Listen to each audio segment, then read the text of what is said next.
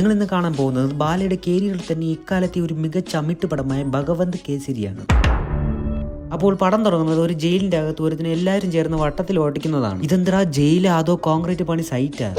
അങ്ങനെ ഈ ജയിലിന്റെ അകത്താണ് നമ്മുടെ നായകനായ ബാലയെ ഉള്ളത്. സോ ബാലയുടെ മുമ്പ് വെച്ച് ആർക്കും മാസ് കാണിക്കാൻ പാടില്ല, അതുകൊണ്ട് മാസ് കാണിക്കുന്നവരെ പിടിച്ച് വെറുതെ അടിക്കും. അതാണ് ബാലയുടെ മെയിൻ ഹോബി. പിന്നെ വേറെ ഒരു ഹോബിയും കൂടെ ഉണ്ട്. ബാലയെ ഫൈറ്റിനിടയ്ക്ക് കുറച്ച് റിലാക്സേഷൻ കിട്ടാൻ വേണ്ടി പാട്ടൊക്കെ പാടും. കാത്തു സൂക്ഷിച്ചൊരു കസ്തൂരി മാമ്പഴം കാക്ക കൊത്തി പോയി, അയ്യോ നോക്കി വച്ചൊരു കാരകാരപ്പഴം നോട്ടം തെറ്റിയാൽ പോയേ. അങ്ങനെ ബാലയുടെ അടി കണ്ട് അവിടുത്തെ ഒരു പോലീസ് ഓഫീസറിന് ഇംപ്രസ് ആയ ബാലയെ അങ്ങ് വെറുതെ ഇറക്കി വിടും. അങ്ങനെ റിലീസായ സന്തോഷത്തിൽ ബാലയെ പോലീസിനെ കാണാൻ പോയ ദിവസം തന്നെ ആ പോലീസ് തട്ടിപ്പോകും. ആ പോലീസിന് ഒരു മോൾ ഉണ്ടായിരുന്നു. അങ്ങനെ ആ മോളെ എടുത്ത് ബാലയെ വളർത്തി വലുതാക്കും. ആ കുട്ടിയാണ് ശ്രീലില്ല. അങ്ങനെ ഒരു ദിവസം ഇവളൊരു ആക്റ്റീവ് കൊണ്ട് പോലീസ് വണ്ടിയിൽ ഇടിക്കും. അതിന് ഇവളെയും പിടിച്ച് സ്റ്റേഷനിൽ കൊണ്ടുപോകും. അങ്ങനെ അവളെ ഇറക്കി കൊണ്ടുപോകാൻ ബാലയെ എത്തും. എന്നിട്ട് ചൂടോടെ ഒരു ചായ വാങ്ങിച്ച് സാറിന് കൊടുക്കും. പക്ഷേ ആ എസ് ഐ പറയും, നീ എന്താ ഇഴഞ്ഞാണ് വന്നത്? ഇത് തണുത്തല്ല, പോയി ഒന്നും കൂടി ചൂടാക്കി കൊണ്ടുവാ പോ. അതുകൊണ്ട് ബാലയ്ക്ക് ഒരു ഐഡിയ തോന്നും.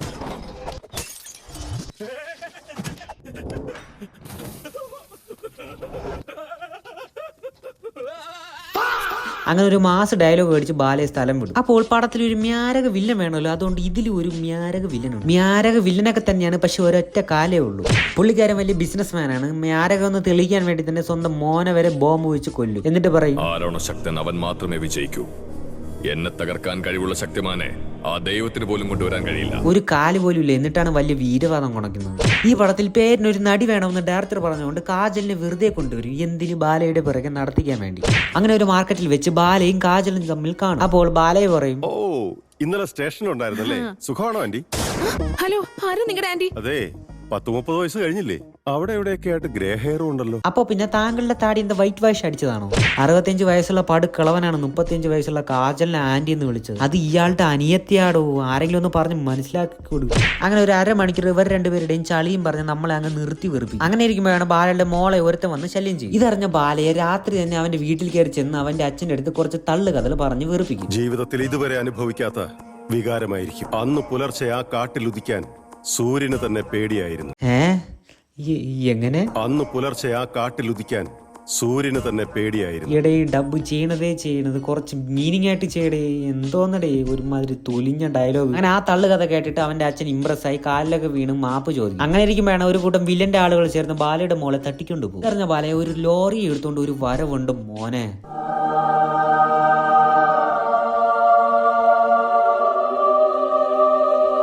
ലോറിയിൽ വരുന്നതൊക്കെ ഓക്കെയാണ്, എല്ലാവരും കണ്ടിട്ടുണ്ടായിരിക്കും. പക്ഷേ ലോറിയിൽ എയറിൽ കൂടെ വരുന്നത് അത് ബാലയെ കൊണ്ട് മാത്രമേ പറ്റത്തുള്ളൂ. അങ്ങനെ വീണ്ടും നമ്മളുടെ ബാലയുടെ ഒരു മാസ് ഡയലോഗും വിത്ത് അൺലിമിറ്റഡ് നോ ലോജിക്ക് അടികളും. അങ്ങനെ അടുത്ത സീൻ നമ്മുടെ ബാലയുടെ ഒരു തൊലിഞ്ഞ ഫ്ലാഷ് ബാക്ക് ആണ്. നമ്മുടെ ബാലയെ പണ്ടൊരു പോലീസ് ആയിരുന്നു. അതിന്റെ കഴപ്പ് കാരണം നമ്മുടെ വില്ലന്റെ അച്ഛൻ മരിച്ചുപോകും. ഇതിന് റിവഞ്ച് എടുക്കാൻ വേണ്ടി ഈ കൊടൂര വില്ലൻ ബാലയെ കൊല്ലുന്നതിന് പകരം ജയിലിലോട്ടായി. സൂപ്പർ.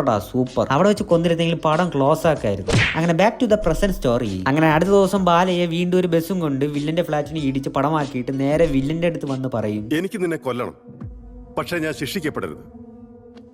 ഒരു നല്ല ഐഡിയ പറഞ്ഞു.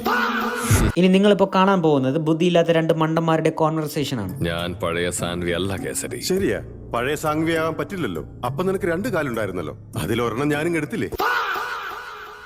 നിന്റെ കൺമുൻപിൽ നിന്റെ മകളെ ഞാൻ കൊല്ലും. നിന്നെ കൊല്ലാൻ എനിക്ക് ഒരൊറ്റ സെക്കൻഡ് മാത്രം മതിയടാ. മരണം നിന്റെ തൊട്ടടുത്താ. കേട്ടട്ടാ, എന്താ പറഞ്ഞേ? എന്റെ മോളെ കൊല്ലുന്നോ? നിനക്ക് ധൈര്യം ഉണ്ടെങ്കിൽ വാടാ. ആ കത്തിയെടുത്ത് അവനെ കുത്തിയാൽ തീരുന്ന പ്രശ്നമല്ലേ ഉണ്ടായിരുന്നുള്ളൂ. അപ്പോൾ തന്നെ മോളും സേഫ്. പക്ഷേ കുത്തില്ല. അങ്ങനെ ഇവർക്ക് രണ്ടുപേർക്കും ടൈമും സെക്ഷനും എല്ലാം പ്രത്യേകം ബുക്ക് ചെയ്ത് ഒറ്റയ്ക്ക് അടിച്ച് തീർക്കാമെന്ന് പറഞ്ഞിട്ട് സ്വന്തം മോളെയും കൊണ്ടുപോകും ഒറ്റയ്ക്ക് അടിക്കാൻ വേണ്ടി. അങ്ങനെ ബാലയും മോളും ചേർന്ന് വില്ലനെയും ഗ്യാങ്ങിനെയും കൊന്നുകളയും. അതോടെ പടം തീരും. ഓക്കെ, ഇതാണ് നിങ്ങൾ ജനുവരി 9 കാണാൻ പോകുന്ന ജനതായിന്റെ സ്റ്റോറി.